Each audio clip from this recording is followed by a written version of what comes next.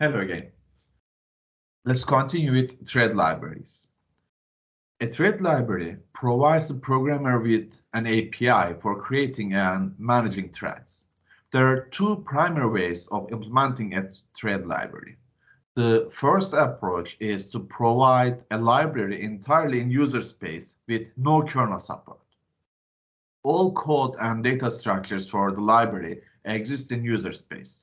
This means that invoking a function in the library results in a local function call in user space and not a system call.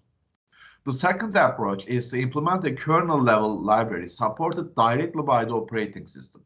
In this case, code and data structures for the library exist in kernel space. Invoking a function in the API for the library typically results in a system call to the kernel. Three main thread libraries are used in today: POSIX threads, actually POSIX P threads, Windows threads, and Java threads. P threads, the thread extension of the POSIX standard, may be provided as a user level or a kernel level library. The Windows thread library is a kernel level library available on Windows systems. The Java thread API allows threads to be created and managed directly in Java programs. However, because in most instances the Java virtual machine is running on top of a host operating system, the Java thread API is generally implemented using a thread library available on the host system. Pthreads refers to the POSIX standard, which is an IEEE standard, defining an API for thread creation and synchronization. This is a specification for thread behavior, not an implementation. Operating system designers may implement the specification in any way they wish. The various systems implement the pthread specification. Most are Unix-type systems, including Linux and macOS. Although Windows does not support pthreads natively, some third-party implementations for Windows are available using pthreads on Windows systems. The C program shown in this figure demonstrates the basic pthreads API for constructing a multi-thread program that calculates the summation of a non-negative integer in a separate thread.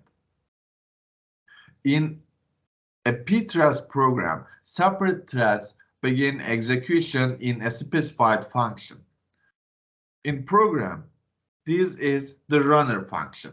Here you can see our runner function.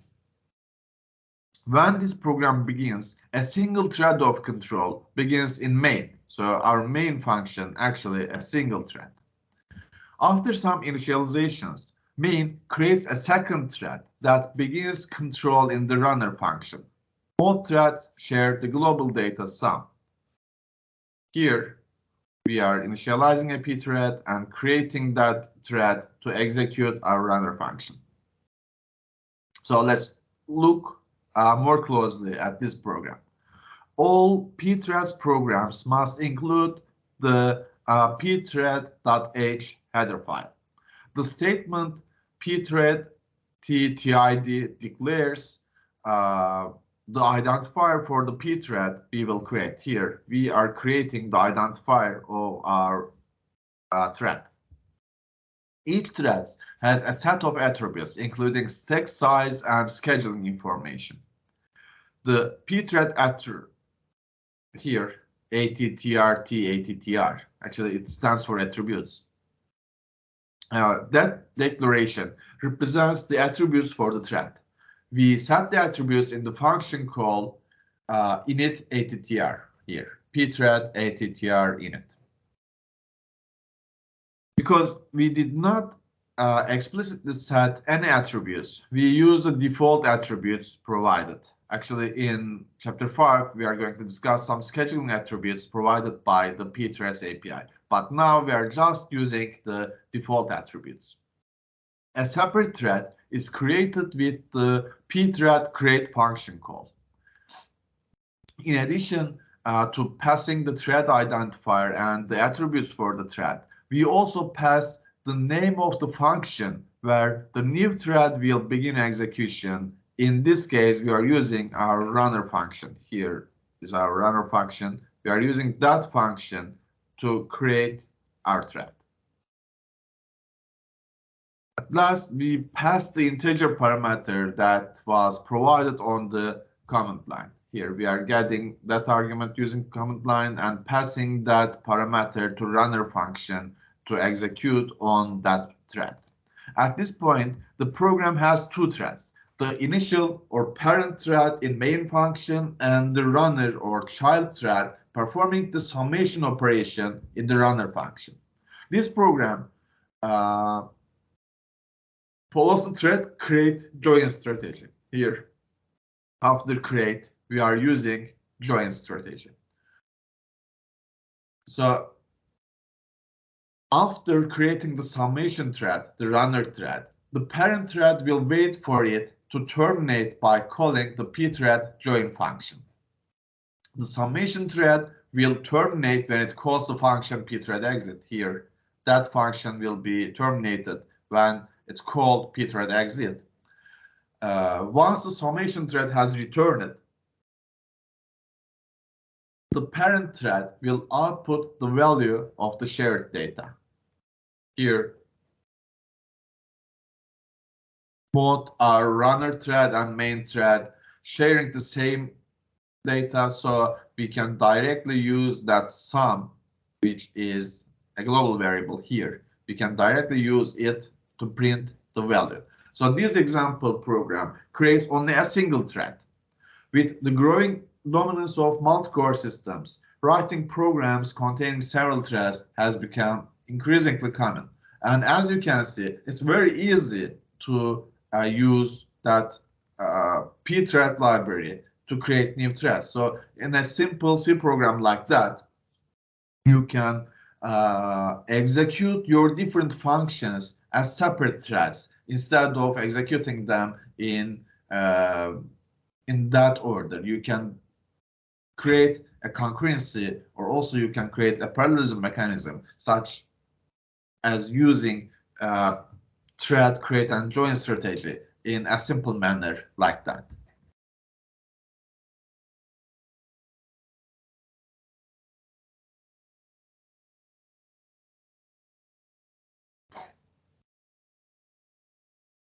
A simple method for waiting on several threads using the pthread join function is to enclose the operation with a simple for loop. So we already said that we can use pthread join to wait the threads, and also we said that we can create multiple different threads instead of just using a single thread. So if you have lots of different threads, you can create a simple loop like that to create a join mechanism for your threads. For example, you can join on 10 threads using the pthread code shown in here. We have number of threads on 10, and these workers actually are threads. So we are here waiting to join 10 different threads in just a single loop.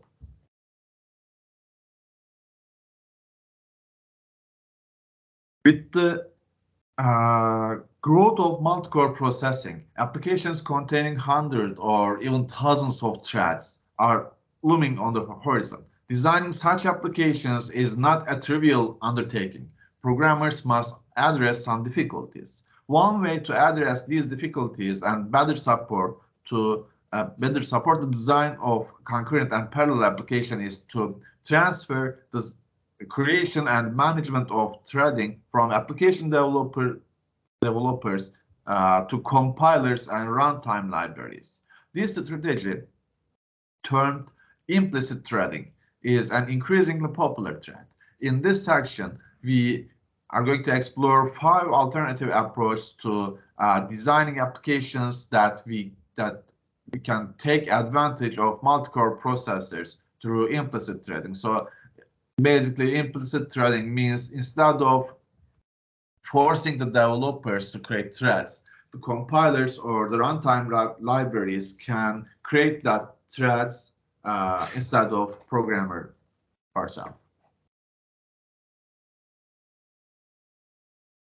So remember the multi-thread web server we described at the beginning of this course. In this station, whenever the server receives a request, it creates a separate thread to service the request. Creating a separate thread is certainly superior to creating a separate process, but a multi-thread server still has potential problems. The first issue concerns the amount of time required to create the thread. With the fact that the thread will be discarded once it has completed its work. The second issue is more troublesome. If we allow each concurrent request to be serviced in a new thread, we have not placed a bound on the number of threads concurrently active in the system. Unlimited threads could exhaust the system resources, such as CPU time or memory. One solution to this problem is to use a thread pool. The general idea behind a thread pool is to create a number of threads at startup and place them into a pool where they sit and wait for work. When a server receives a request, rather than creating a thread, it instead submits the request to the thread pool and resumes waiting for additional requests. If there's an available thread in the pool, it's awakened and request is serviced immediately. If the pool contains no available thread, the task is queued until one becomes free. Once a thread completes its service, it returns to the pool and awaits more works. Thread pools offers some advantages like that. Servicing a request with an existing thread is often faster than waiting to create a new thread. And a thread pool limits the number of threads that exist at any one point. This is particularly important on systems that cannot support a large number of concurrent threads. And the last one, separating the tasks to be performed from the mechanics of creating the task allows us to use different strategies for running the task. For example, the task could be scheduled to execute after a time delay or to execute periodically. So these are the advantages of using thread pools instead of creating threads directly for every different task. In the fork join method, the parent thread creates forks, one or more child threads, and then waits for the children to terminate and join with it, at which point it can retrieve the combining their results. We already know that mechanism from processes. Also, we use that join parallelism on our pthread example too. This synchronous model is often characterized as explicit thread creation, but it's also an excellent candidate for implicit threading. In the latter station, threads are not constructed directly during the fork stage. Rather, parallel tasks are designated. This model can be shown in this figure. A library manages the number of threads that are created and is also responsible for assigning tasks to that threads. In some ways, this fork join model is a synchronous version of thread pools in which a library determines the actual number of threads to create. So it's actually use fork and join mechanism to create a parallelism, but still it's very similar to thread pool. In this case, a library determines the actual number of threads which will created in that designated for that designated tasks.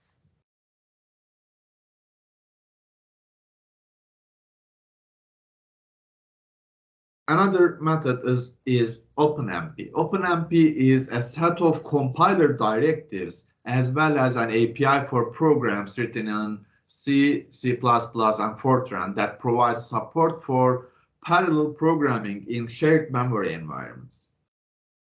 OpenMP identifies parallel regions as blocks of code that may run in parallel. Application developers insert compiler directives into their code at parallel regions, and these directives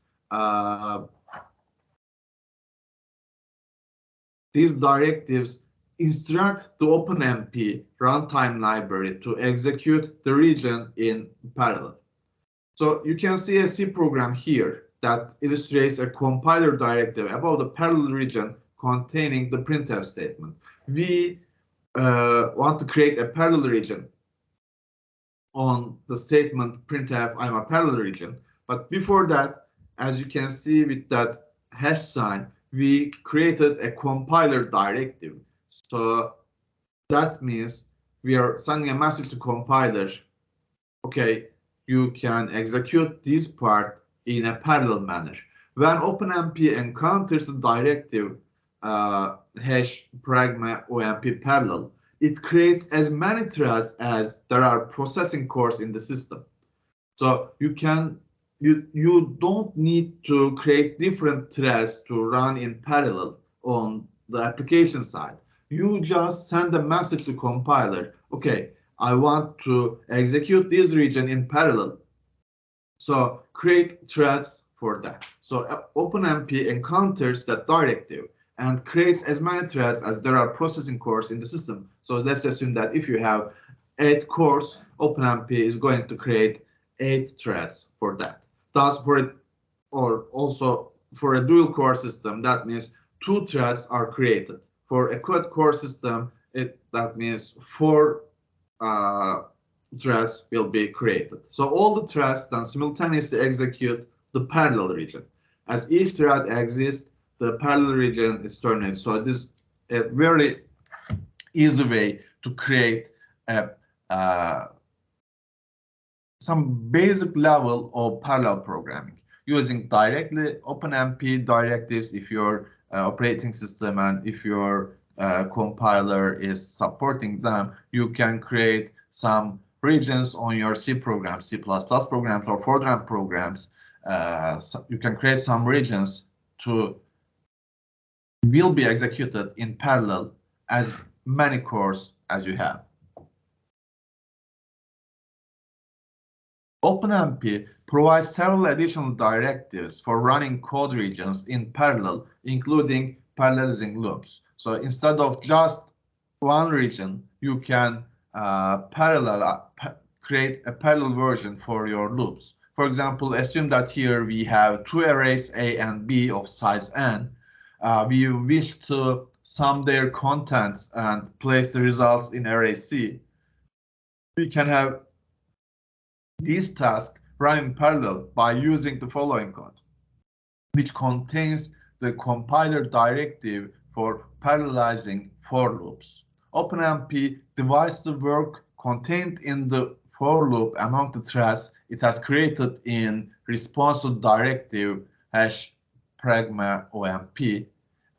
So OpenMP is available on several open source and commercial compilers for Linux, Windows, and macOS systems. So in this case, this is a powerful way to creating implicit threads.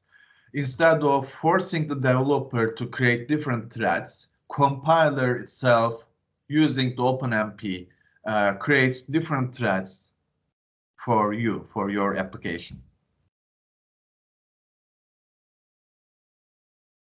And also we have GCD, which is Grand Central Dispatch. Grand Central Dispatch is a technology developed by Apple for its macOS and iOS operating systems. It's a combination of a runtime library and API and language extensions that allow developers to identify sections of codes or tasks to run in parallel. Like OpenMP, Grand Central Dispatch manages most of the details of threading. So instead of forcing the developer to know all details about threading, Grand Central Dispatch helps the developer to create multi-thread programs or to execute some tasks in parallel. But it's just special for the Apple side. And also we have Intel Threading Building Blocks, TBB. Intel Threading Building Blocks is a template library that supports designing parallel applications in C++. As this is a library, it requires no special compiler or language support.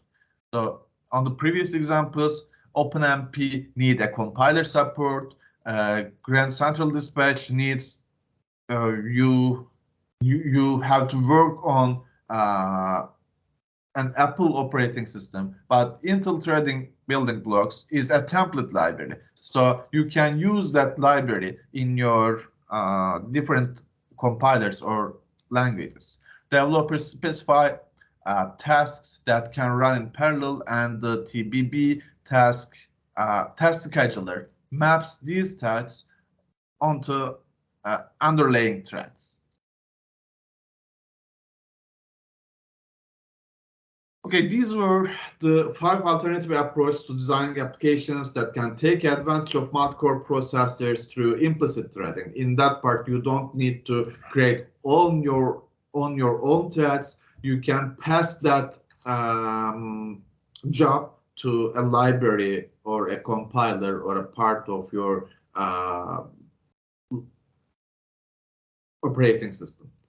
So actually, again, these are the alternative approach to design applications that can use multi-core processes through implicit threading instead of creating threads yourself. So let's continue with threading issues. So we know that we can create our own threads using pthread library, Windows API, or Java API. Also, we know that we can create implicit threads using compilers or libraries. But still, we have to discuss some important points. Still, we have some issues about threads. So let's continue with that issues. In this section, we are going to discuss some of that issues to consider in designing multi-threaded programs. In last week, we described how the fork system call is used to create a separate duplicate process. The semantics of the fork and exec system calls change in a multi-threaded program. If one thread in a program calls fork, does the new process duplicate all threads, or is the new process will be single-threaded? Some Unix systems have chosen to have two versions of fork. One that duplicates all threads and another that duplicates only the thread that invoked the fork system call. The exec system call typically works in the same way as described in the last week. That is, if a thread invokes the exec system call, the program specified the parameter to exec will replace the entire process, including all threads. So which of the two versions of fork to use depends on the application. If exec is called immediately after forking, then duplicating all threads is unnecessary because you are going to replace all of them, as the program specified in the parameters to exec will replace all your threads. So you don't need to duplicate all that threads to a new process. In this instance, duplicating only the calling thread is suitable because, of course, you are going to replace it with a new process. So you don't need to copy, you don't need to duplicate all that processes. If, however, the separate process does not call exec system call after forking, the separate processes should duplicate all threads based on the design.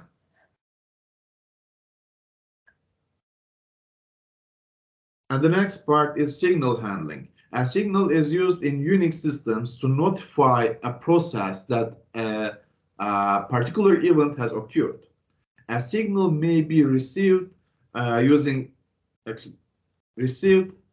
synchronously or asynchronously, depending on the source of and the reason for the event being signaled.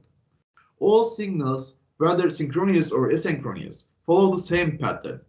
First, signal is generated by the occurrence of a particular event. Second, signal is delivered to a process. And third, signal is handled by one of two signal handlers. A signal may be handled by one of two possible handlers. It could be a default signal handler, or it could be a user-defined signal handler. Every signal has a default signal handler that the kernel runs when handling the signal. These default action can be overwritten by a user-defined signal handler that is called to handle that specific signal. Signals are handled in different ways. Some signals may be ignored, while others, for example, an illegal memory access, are handled by terminating the program directly. So it's an important issue to design and understand how you are going to handle the signal for your threads and processes. Handling signals in single-threaded programs is straightforward. Signals are always delivered to a process. However, delivering signals is more complicated in multi-threaded programs, where a process may have several threads, where then should a signal be delivered. Okay, we have a signal, but which thread will be delivered that signal? In general, we have these options. Deliver the signal to the thread to which the signal applies. The second one, deliver the signal to every thread in the process. Third one, deliver the signal to certain threads in the process. And the last one, assign a specific thread to receive all signals for the processes. So these are the issues you have to address while designing your multi-thread programs. And thread cancellation. Thread cancellation involves terminating a thread before it has completed. For example, if multiple threads are concurrently searching through a database and one thread returns the result, the remaining threads might be cancelled. A thread that is to be cancelled is often referred to as the target thread. We want to terminate the target thread. Cancellation of a target thread may occur in two different ways. Actually, two different scenarios. The first one, asynchronous cancellation. In here, one thread immediately terminates the target thread. The second one, deferred cancellation. Here, the target thread periodically checks whether it should terminate or not, allowing it an opportunity to terminate itself in an orderly fashion instead of forcing it to terminate. In pthreads, thread cancellation is initiated using the pthread cancel function. The identifier of the target thread is passed as a parameter to pthread cancel function, and here you can see the code which illustrates creating and then canceling a thread. We have a thread ID. Using pthread create, we can create a thread, and using the same ID we used to creating thread, we can terminate that specific thread with the thread ID.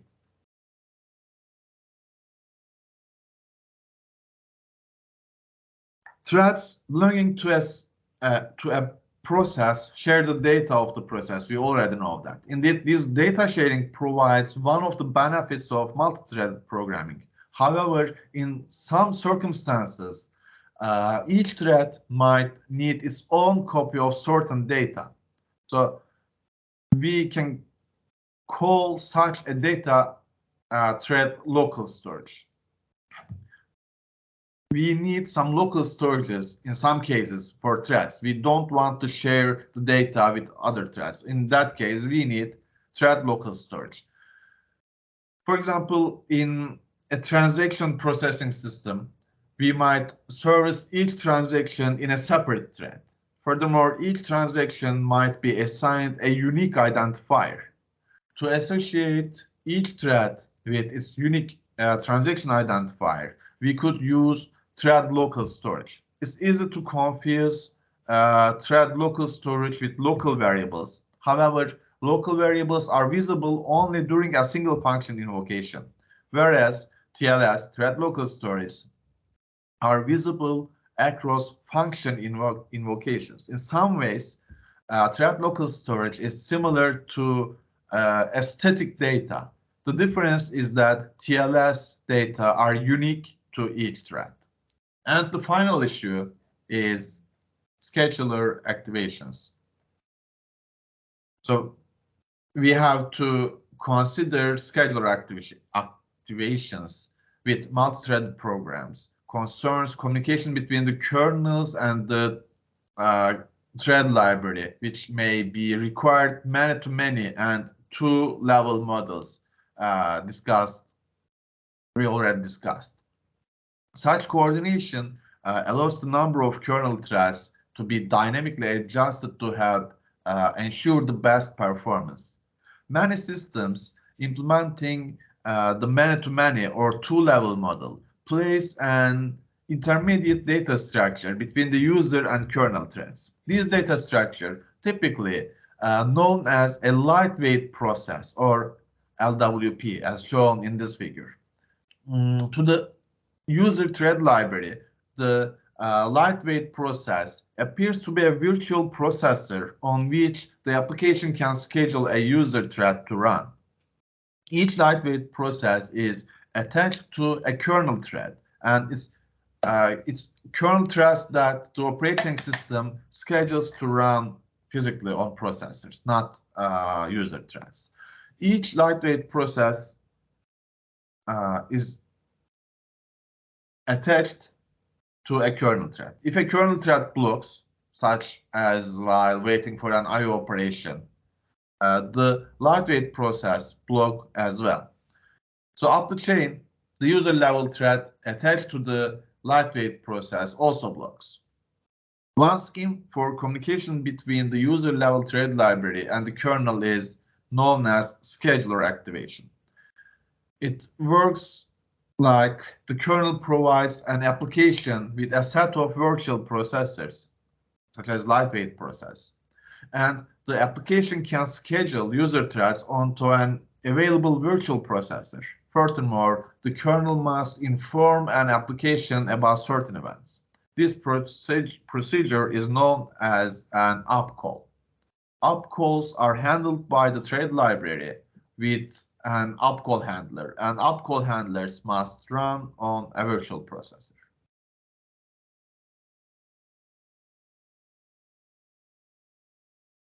At this point, we have examined a number of concepts and issues related to threads.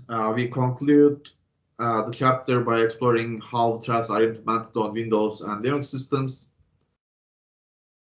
Here, Linux provides the fork system call with the traditional functionality of the application process, as we discussed last week. Linux also provides the ability to create threads using the clone system call. However, Linux does not distinguish between processes and threads. In fact, Linux uses term task rather than process or thread. On the Linux operating systems, that threads or processes are called as tasks when referring to a flow of control within a program. When a clone is invoked, it's passed a set of flags that determine how much sharing is to take place between the parent and child tasks. So you can see some of that flags in that figure. For example, suppose that clone is passed the flags clone fs, clone vm, clone cghand, and clone files. The parent and child tasks will then share the same file system information, the same memory space, the same signal handlers, and the same set of open files. Using clone in this fashion is equivalent to creating a thread as described in this chapter, since the parent task shares most of its resources with its child task. However, if one of these flags is set when a clone is invoked, no sharing takes place, resulting in functionality similar to that provided by the fork system call. So uh, if you don't share that data with a new clone, that means actually you are creating a new process instead of a new thread. And that's it. I want you to take a look at our textbook, how you can create threads on Windows using Win32 API. But it's now for this week, and that's it. Any question?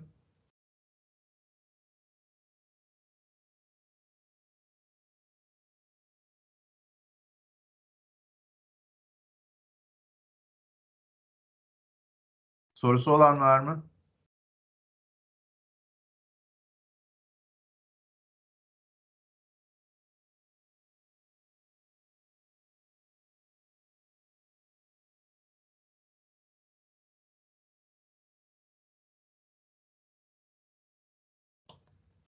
Yok sanırım. O zaman bu haftalık bu kadar arkadaşlar. Önümüzdeki hafta görüşmek üzere. Hoşça kalın. Kendinize iyi bakın.